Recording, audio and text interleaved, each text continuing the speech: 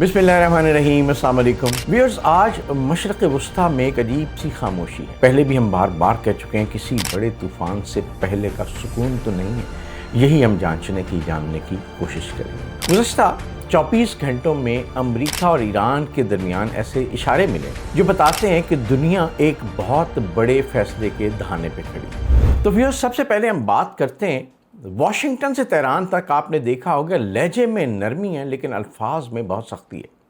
उसके पीछे क्या कहानी है?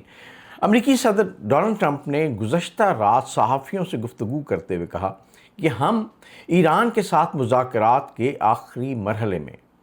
देखते हैं क्या होता है। रॉयटर्स ने रिपोर्ट किया है कि ये एक नर्म जुमला लगता है, लेकिन इसी सांस में उन्होंने ये भी कहा कि अगर ईरान ने जल्द जवाब ना दिया तो अमेरिका के पास बहुत सख्त मुतबादिल भी हैं। दूसरी तरफ तेहरान में ईरानी क़यादत अमेरिकी तजावीज़ का जायज़ा ले रही है। मोहसिन नकवी भी वहीं पे मौजूद हैं, मगर ईरान के इनकलाबी गार्ड्स IRGC ने वाज़े पैगाम दिया है कि अगर दोबारा हमला हुआ तो जंग सिर्फ मशरक़ वस्ता तक महदूद नहीं रहेगी।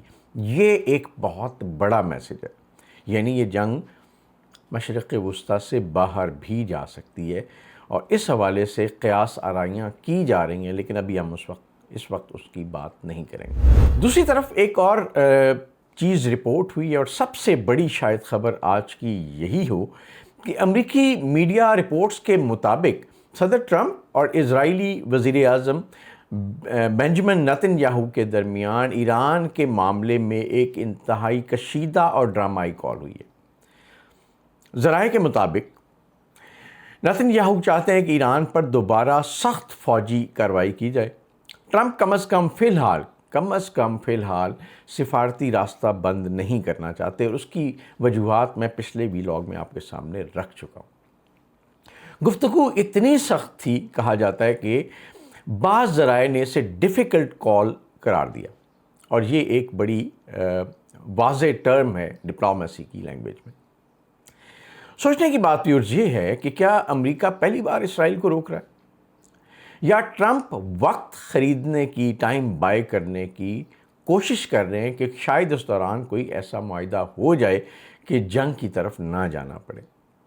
सवाल ये है कि क्योंकि इसराइल के बग़ैर अमेरिका की ईरान पॉलिसी अधूरी है और अमेरिका के बग़ैर इसराइल का अगला कदम ख़तरनाक हो सकता है, क्योंकि इसराइल किसी भी सूरत में इस जंग से अपने मफादात का हुसूल चाहता है, और इसको भी हम पिछले कुछ व्लॉग्स में बड़ा क्लियरली आपके सामने रख चुके हैं। अच्छा, तीसरा एक मंज़र आपनाए हुर्मुज़ के हवाले से है और ईरान की कुछ नई शराइत हैं, उनका जायज़ा लेंगे। इस वक्त कुछ रिपोर्ट्स चल रही हैं कि ईरान ने स्ट्रेट ऑफ हुर्मुज़ के हवाले से एक अथॉरिटी कायम की है। तो दुनिया, आपको पता है कि एक बड़ी तेल की सप्लाई और बाकी जो एक्सपोर्ट्स हैं वो इस ज़राए से जाती हैं।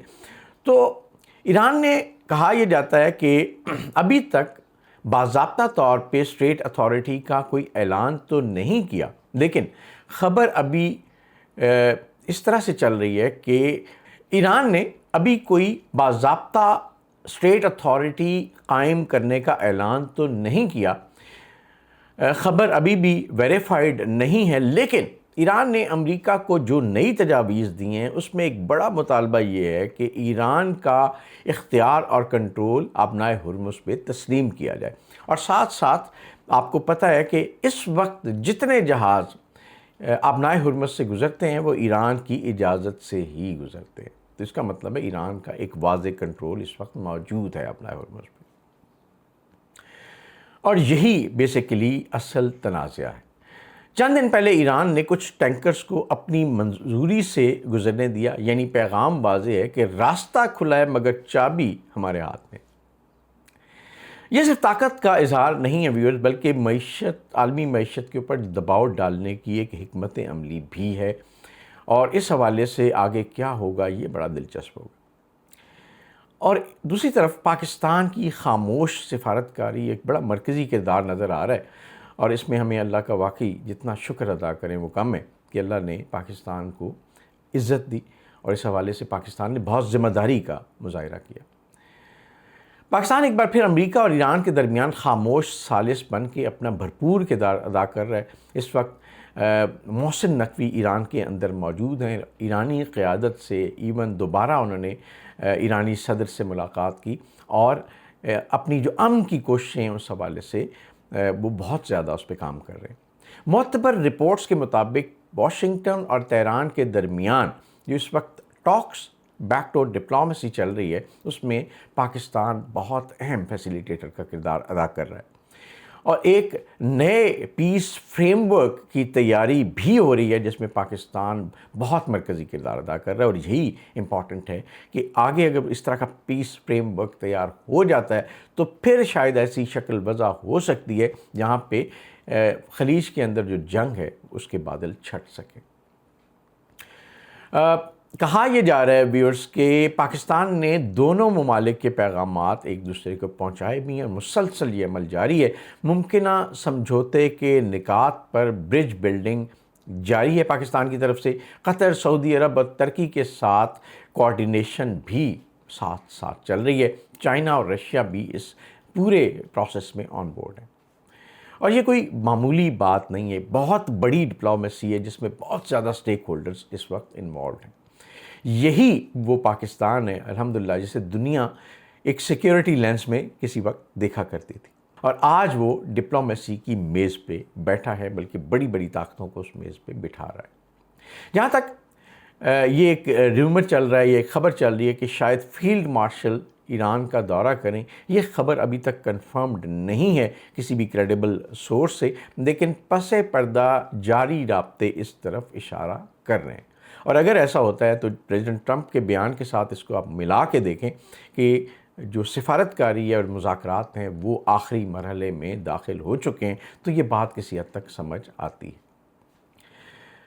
اب بات کرتے ہیں کہ اسرائیل نے یورپ کے ساتھ بھی کچھ معاملات اپنے خراب کر لیے، اور ایک اہم پیش رفت یہ ہوئی ہے کہ غزہ جانے والے امدادی فلوٹیلا کو اسرائیل نے روکا ہے، جس میں زیادہ تر یورپی ممالک کے لوگ سوار تھے، اور ان ایکٹیوسٹ کے ساتھ مبینہ طور پہ اسرائیل نے بڑا سخت رویہ اختیار کیا ہے، اور اس کی ویڈیوز بھی سامنے آئی ہیں، اور اس کے بعد یورپ نے اس پہ شدید رد عمل کا اظہار کیا ہے۔ گارجین نے اس کو پراپرلی رپورٹ کیا کہ کئی یورپی ممالک نے اسرائیلی سفارتکاروں کو طلب کیا اور ان سے بہت ناراضگی کا اظہار کیا، اور اس معاملے میں کسی بھی حد تک جانے کی بات کی کہ وہ اعلیٰ سطح پہ ان معاملات کو حل کرنے کے لیے اسرائیل کے ساتھ رابطے میں ہیں، اور اس کو بری طرح سے کنڈیم بھی کیا گیا ہے۔ اوورآل یورپین یونین کی طرف سے تو کوئی ایک مذمت اس کی ایز ہول تو نہیں آئی، لیکن بہت سارے ممالک نے انڈیویجولی یورپی ممالک نے اس کو کنڈیم کیا ہے، اور یہ ضرور کہا جا سکتا ہے کہ اسرائیل پر سفارتی دباؤ بڑھ رہا ہے، اور یہی دباؤ بالآخر ایران پالیسی کو بھی متاثر کر سکتا ہے۔ اب اصل سوال ویورز یہ ہے کہ یہ صرف امریکہ اور ایران کی لڑائی نہیں رہی، یہ طاقت، تیل، سفارتکاری اور عالمی قیادت کی نئی ترتیب کا ایک اعلان بن چکا ہے۔ ٹرمپ کہتے ہیں ہم معاہدہ چاہتے ہیں، ایران کہتا ہے ہم عزت کے ساتھ معاہدہ چاہتے ہیں، اسرائیل کہتا ہے ہم خطرہ ختم کرنا چاہتے ہیں، حالانکہ اسرائیل میرا خیال ہے خود اس خطے کے لیے بہت بڑا خطرہ ثابت ہو چکا ہے۔ لیکن تاریخ ویورز ہمیں بتاتی ہے کہ کبھی کبھی جنگیں اس وقت شروع ہوتی ہیں جب سب سمجھتے ہیں کہ امن بہت قریب ہے، اور یہی سب سے زیادہ ایک تکلیف دہ اور پریشان کن لمحہ ہے۔ اس معاملے میں ہی پاکستان اپنا بھرپور کردار ادا کر رہا ہے، اور ہم سب کی دعائیں کہ اللہ تعالیٰ اس خطے میں اور پوری دنیا میں امن قائم رکھے۔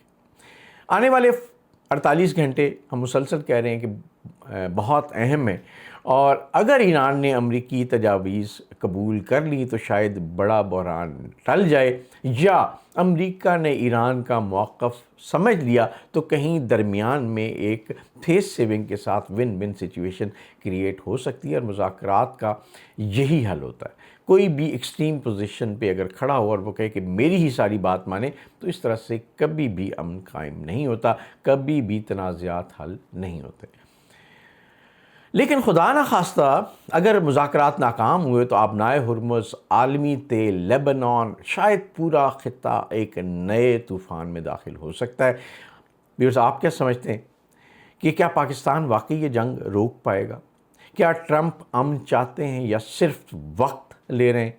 اپنی رائے کامنٹس میں آپ ضرور لکھیے گا، اس دعا کے ساتھ کہ اللہ تعالیٰ ہم سب کو اپنے حفظ و امان میں رکھے۔ آپ سے ریکویسٹ ہے اس ویلاگ کو ختم کرنے سے پہلے اس یوٹیوب چینل کو ضرور سبسکرائب کیجیے گا، بیل آئیکن کو پریس کیجیے گا تاکہ آپ تک ہمارے ویلاگز ٹائملی پہنچتے رہیں۔ آپ کا بہت شکریہ۔